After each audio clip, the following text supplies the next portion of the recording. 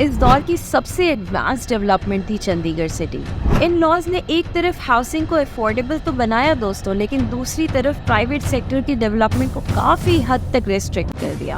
हीरानंदानी और यूनिटेक जैसे बड़े डेवलपर्स नए नए प्रोजेक्ट्स लेकर आ रहे थे और डिमांड इतनी ज्यादा कि नए प्रोजेक्ट सिर्फ लॉन्च होने पर ही सोल्ड आउट हो जाते थे। कोई मिडिल क्लास फैमिलीज के लिए हाउसिंग अफोर्ड करना मानो एक सपना सा होता जा रहा था। यही जमीन एंड बायर को ऊंचे प्राइसेस पर बेच देता है। सब कुछ अप्रूवल के नाम पर डिले होता है जब तक ब्राइब्स न दिए जाएं। तो 42,000 होम बायर्स को अपने घर का इंतजार करते करते सालों बीते हैं। बिल्डर्स ने फ्लैट बायर्स को प्रॉमिस साइज से छोटे ही फ्लैट्स दे दिए। इंडिया का रियल एस्टेट मार्केट दुनिया के फास्टेस्ट ग्रोइंग मार्केट में से एक है।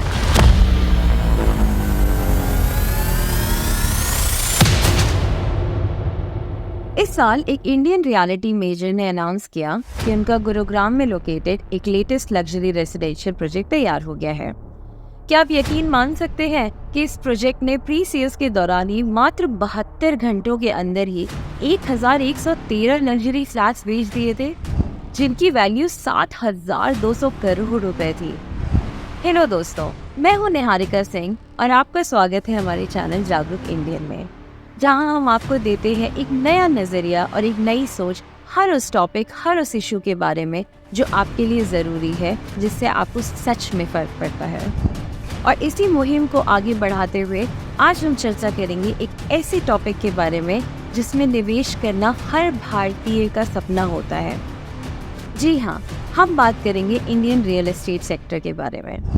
तो दोस्तों, शुरू करने से पहले, जैसा कि आप जानते हैं जागरूक इंडियन एक नया चैनल है, तो प्लीज़ हमारे चैनल को सब्सक्राइब कर लेना और नए अपडेट्स के लिए बेल आइकन भी प्रेस कर देना।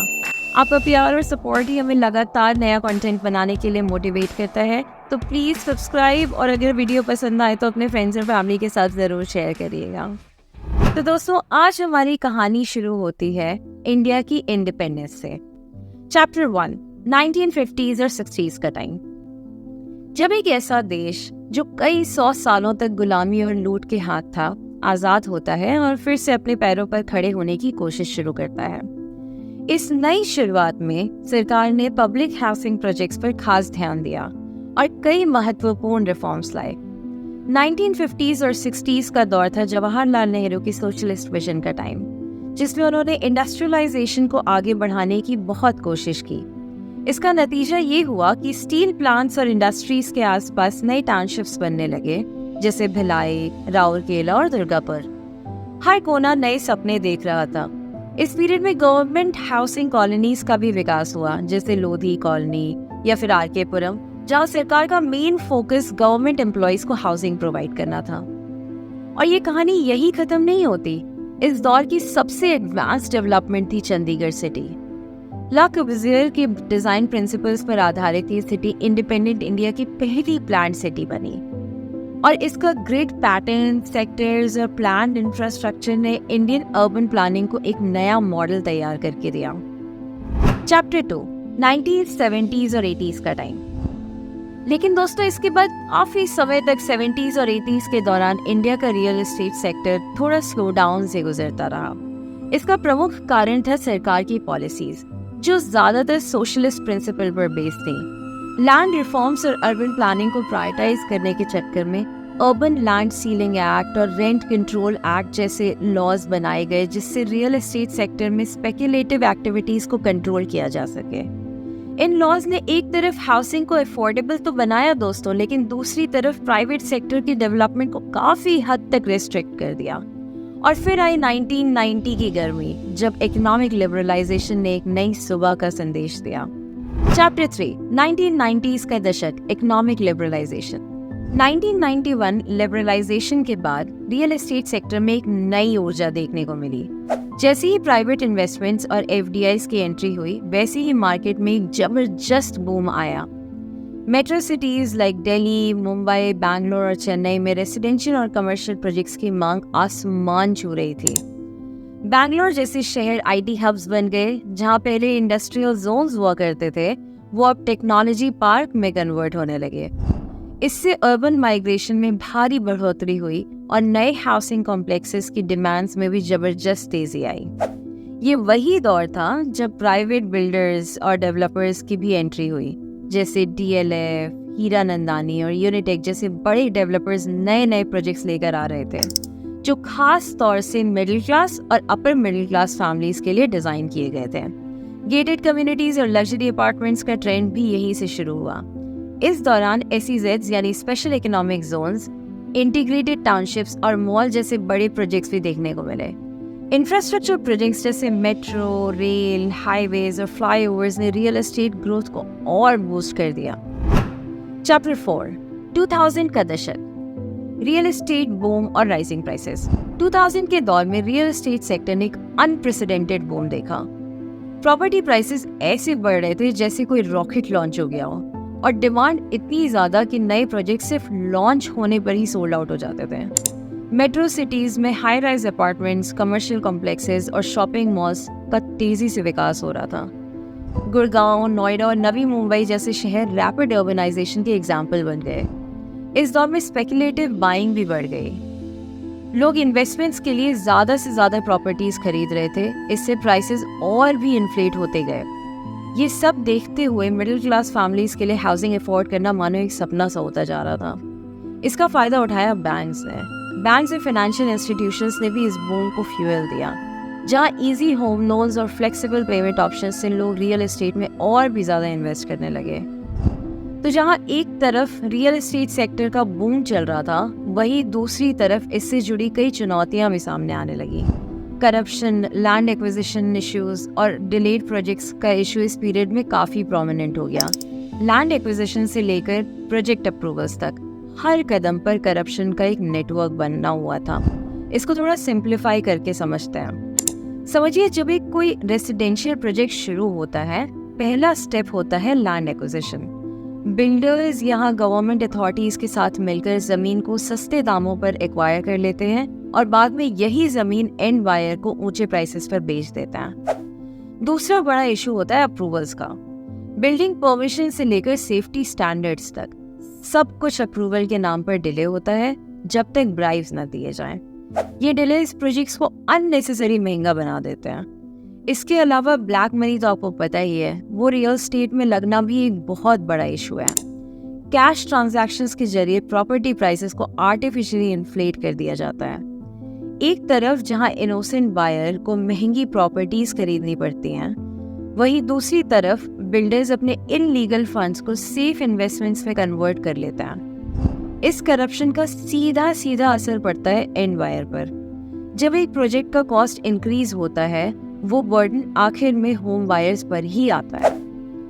प्री लॉन्च ऑफर्स और डिलेड प्रोजेक्ट्स की वजह से लोगों के पैसे फंस जाते हैं और उन्हें अपना सपना अधूरा सा लगने लगता है। एक प्रोजेक्ट जो 2 से 3 साल में कंप्लीट होना चाहिए था, उसके लिए 5 से 10 साल लग जाते हैं। ऐसे कई स्कैम्स सामने आए जिसमें बिल्डर्स ने बायर्स के पैसे लेकर प्रोजेक्ट्स को डिले कर दिया या अधूरा ही छोड़ दिया, जैसे आम्रपाली स्कैम, जिसमें लगभग 42,000 होम बायर्स को अपने घर का इंतजार करते करते सालों बीत गए, या फिर यूनिटेक स्कैम, जहाँ 17,000 से ज़्यादा बायर्स अफेक्ट हुए।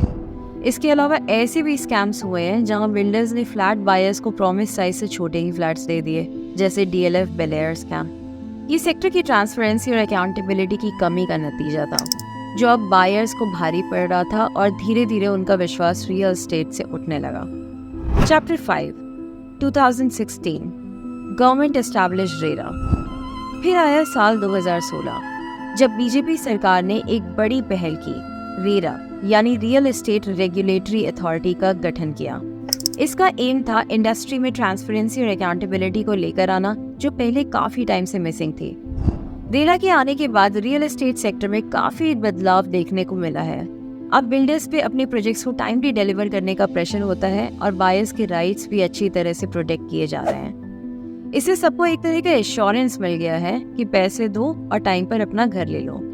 साथ ही डिजिटल इंडिया के इनिशिएटिव्स ने रियल एस्टेट को काफी एक्सटेंड तक डिजिटलाइज कर दिया है। प्रॉपर्टी ट्रांजैक्शंस और रेगुलेशंस ऑनलाइन प्लेटफॉर्म पर सिंपल हो गए हैं, जिससे ना सिर्फ कन्वीनियंस बढ़ी है बल्कि ट्रांसपेरेंसी भी कई गुना इंक्रीज हो गई है। Chapter 6, current real estate landscape. अब इन सब का नतीजा ये है कि 2024 में इंडिया का रियल एस्टेट मार्केट दुनिया के फास्टेस्ट ग्रोइंग मार्केट में से एक है। आप देश के किसी भी कोने में रह रहे हो, आपका खान पान, आपका रहन सहन, आपका उठना बैठना कितना भी अलग क्यों ना हो, पर एक चीज जो हर जगह कॉमन है वो है स्काई स्क्रेपर्स, क्रेन्स और कंटिन्यूअस कंस्ट्रक्शन नॉइज।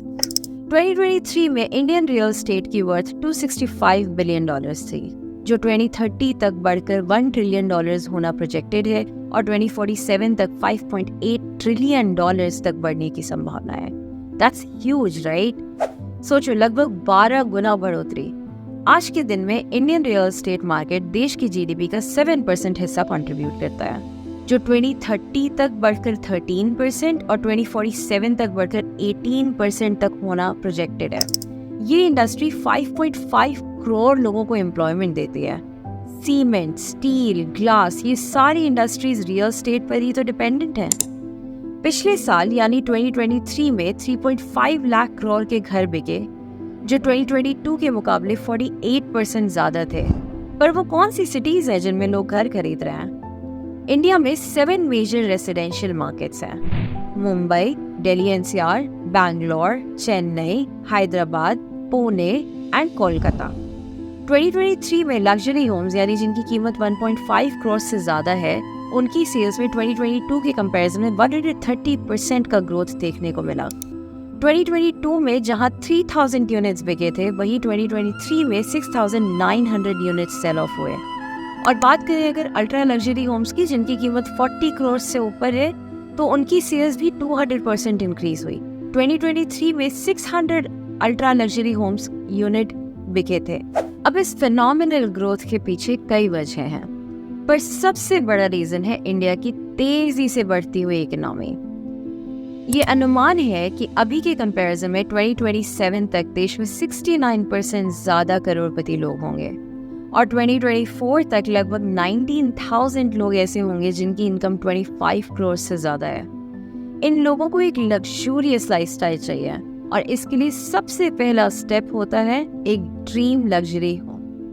इसके अलावा फॉरेन इन्वेस्टर्स के लिए भी इंडिया फर्स्ट चॉइस बनता जा रहा है। चाइना में जो इंस्टेबिलिटी है, उसके कंपैरिजन में इंडिया उनको एक ग्रोइंग इकोनॉमी, फेवरेबल डेमोग्राफिक और स्टेबल गवर्नमेंट प्रोवाइड करता है। अदर देन दिस, गवर्नमेंट भी इसे प्रमोट कर रही है। सरकार का लो इंटरेस्ट रेट्स रखना डिमांड को बढ़ावा दे रहा है। इसके अतिरिक्त मिडिल क्लास भी ऊपर उठ रहा है, उनकी डिस्पोजेबल इनकम भी बढ़ रही है, जो उन्हें अपने सपनों के और करीब लेकर जा रही है। और टैक्स रिडक्शन, सब्सिडीज और अफोर्डेबल हाउसिंग स्कीम्स के जरिए सरकार भी इस ग्रोथ को और सपोर्ट कर रही है। तो ऑल इन ऑल, इंडिया में रियल एस्टेट बूम पे है, ज्यादा लोग घर खरीद रहे हैं, ज्यादा घर बन रहे हैं, फॉरेन मनी इंडिया में आ रहा है, मार्केट सेंटिमेंट पॉजिटिव है और आने वाले सालों में इंडिया रियल एस्टेट में कंटिन्यूअसली ग्रोथ देखने वाला है। It's just not about buildings. It's about shaping the future of our country. Indian real estate India की जर्नी का एक रिफ्लेक्शन है, एक ऐसा देश जहाँ ड्रीम्स देखे जाते हैं और ब्रिक बाय ब्रिक उन्हें रियलिटी में बदला जाता है। अगर आपको ये वीडियो इन्फॉर्मेटिव लगा हो तो प्लीज़ लाइक ज़रूर करें, अपने फ्रेंड्स के साथ इसको शेयर करें और ऐसे ही इंसाइटफुल कंटेंट के लिए चैनल को सब्सक्राइब करना ना भूलें। मिलते हैं नेक्स्ट वीडियो में, तब तक के लिए स्टे जागरूक, stay informed, take care and bye bye.